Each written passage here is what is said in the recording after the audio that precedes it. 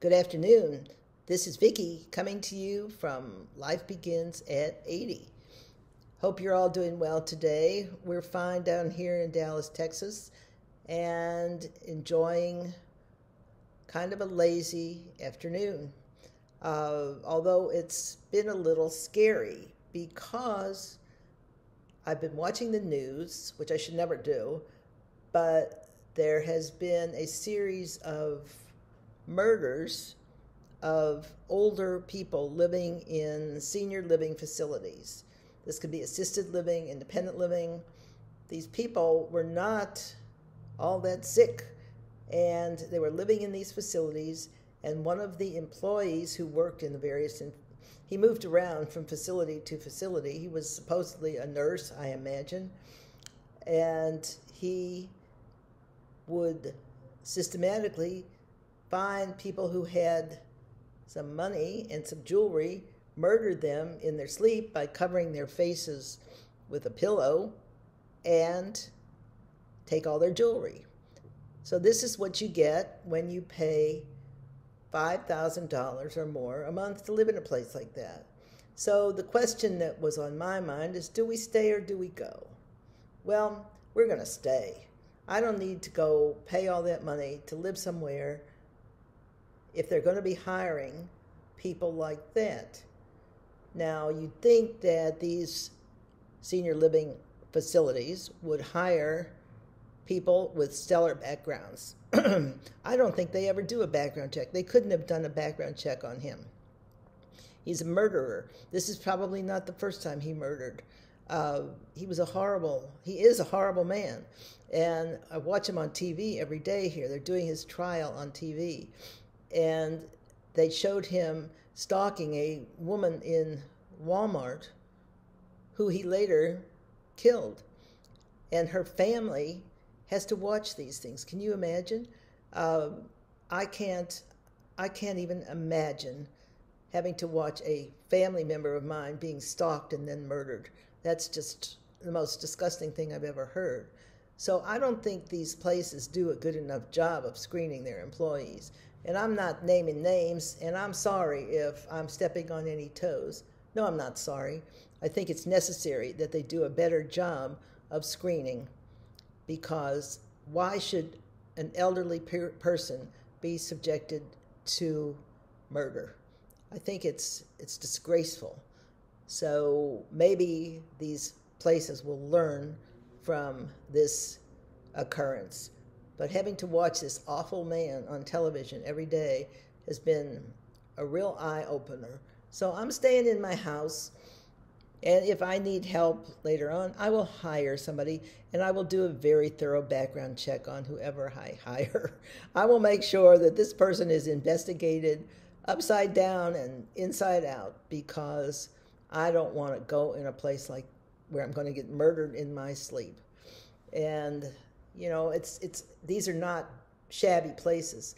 These are expensive places, some of the most expensive in Dallas, where these people lived. So I'll stay right here in my little house, live my post-pandemic life of staying home, not going out that much, not buying clothes, that's fine, not going to the movies, that's fine too. I'm happy. I don't need anybody to entertain me. I have plenty to do. So my husband and I will be right here if anybody needs us, and I'm sure nobody needs us, but just in case there is somebody who needs us, we're here, and we are happy to be here and thinking about our post-pandemic lives and how much things have changed for us. But I'm not unhappy, you know? I was unhappy during the pandemic.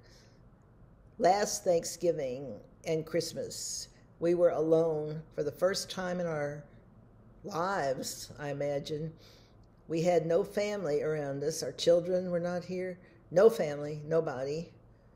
Just my husband and I celebrated Thanksgiving and Christmas together, and I was very sad. I did not like that at all. It was a real different scenario for me. And I was used to having everybody around me. But they weren't there. Christmas, there was nobody there. It was very weird. My husband ended up getting COVID anyway, and but he had a very light case.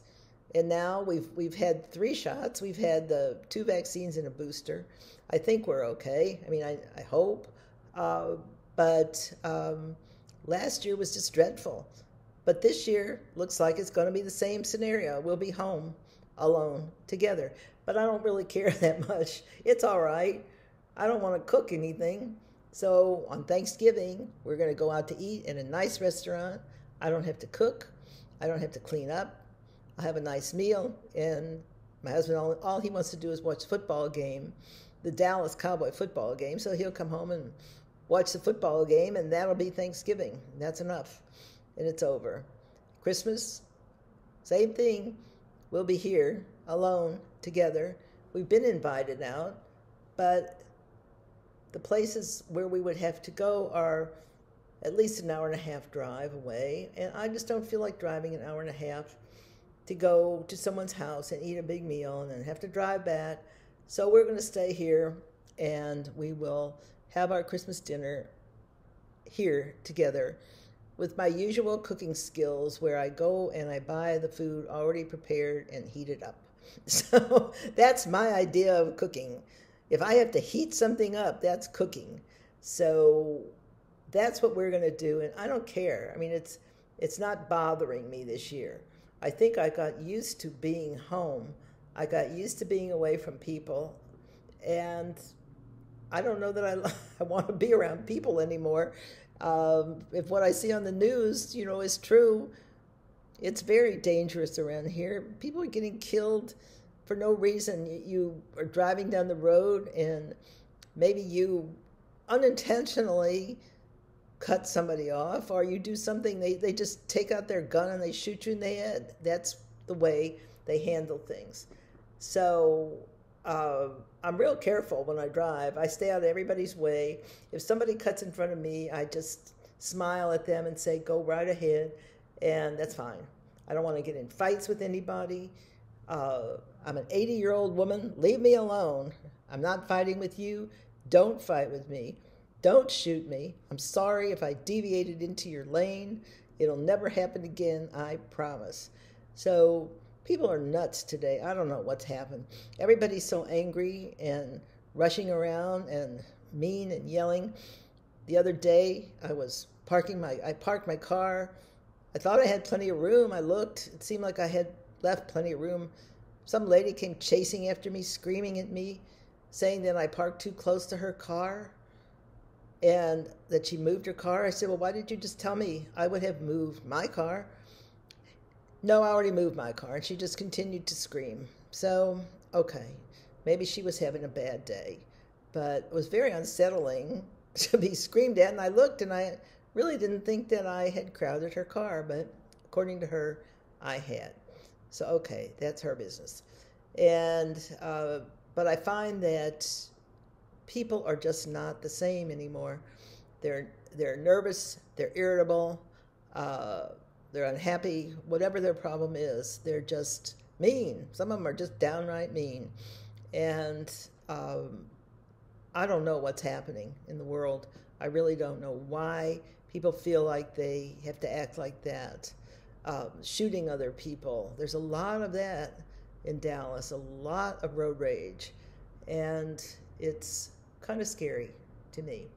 So I work real hard at staying out of everybody's way. I won't bother you if you don't bother me. That's my motto. And it is, it's just not the same world anymore. If you go to a department store, there's no merchandise in there. You have to order everything online. You order online, and you wonder if you'll ever get it. I ordered a vacuum cleaner, and I ordered it about 2 weeks ago, and it had no charger. It was one of those where you had to plug it in, and it had no charger. Okay, so I called the company and I said, you didn't send me a charger in my package. So they said, Okay, we'll send you one at the end of December.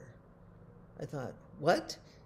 It's like November 10th, November 8th, something like that. And they're going to send me a charger at the end of December.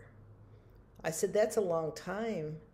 So they said, well, we don't have any in stock. I said, don't you have any other vacuum cleaners there that you could just take a charger out of one of those? Something that's not been sold and just send me a charger? No, we can't do that. So I found that very, very strange that I have to wait 6 weeks to get a charger so I can use this vacuum cleaner, which I'm probably going to just take back because I need a vacuum cleaner now, not 6 weeks from now. So that's kind of a new development. Deliveries just don't come. I've talked to a friend of mine today who ordered a refrigerator a long time ago. She has not seen or heard anything of the refrigerator in several months. So she's getting really tired of that. It's hard to get large appliances. It's hard to do anything anymore. I don't know what has happened in the world, but it's just not the same old world. And I'm sorry, because I kind of like the old world. And everything has changed since the pandemic, it seems. And people are so angry.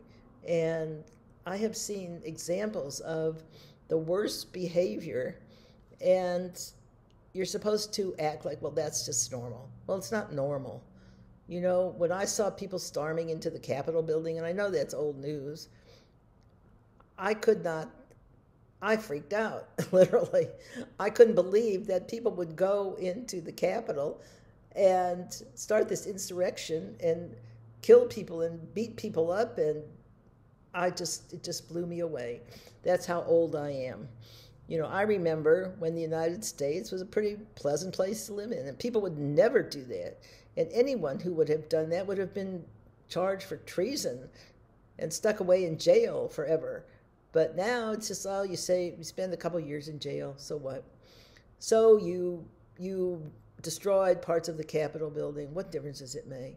You know, nobody seems to be all that interested in it. So I guess it is a new world, and I'm trying hard, really hard, to fit in it. But I just don't know what a good job I'm doing of fitting in. So that's my complaint for today. And I could go on and on. I could just complain about all kinds of things. But I guess you don't want to hear that. But I don't know. If you do, let me know what bothers you. I'd like to know what you think about things. Am I the only one that gets upset with all this? Am I the only one who finds the traffic annoying? Am I the only one who hates it when somebody cuts me off and then gives me the finger and yells and screams at me? Or my favorite is right by my house, there's an intersection. It says, no right turn on red. There are two big signs that say no right turn on red, right there. You can't miss them. So I don't turn on red. I stay there and I wait for the light to turn green. And people behind me go insane. They all want to sneak through that light, and it's a very dangerous intersection, and they start honking and screaming and gesturing and going berserk. The other day, one guy even went around me into another lane just so he could make an illegal right turn and missed getting killed by just inches. But they have to... He really screamed at me. Boy, I was afraid he was going to whip out his AR-15 and just give it to me good. But, and I kept pointing to the sign. I pointed. See that sign? Well, he didn't care. So that's how an old lady is feeling today in Dallas, Texas. And I love Dallas. It's my home. And I think it's a really good city. And most of the people here are really nice. But there's always those few bad apples that make everything awful for other people. So if you have any complaints and you would like to have an opportunity to air them, let me know what you think. I would love to hear from other people and see what your opinion is of the times that we live in. But in the meantime, have a good day. If you can, stay out of everybody's way. Stay home, stay safe, and I will talk to you next week. Bye-bye.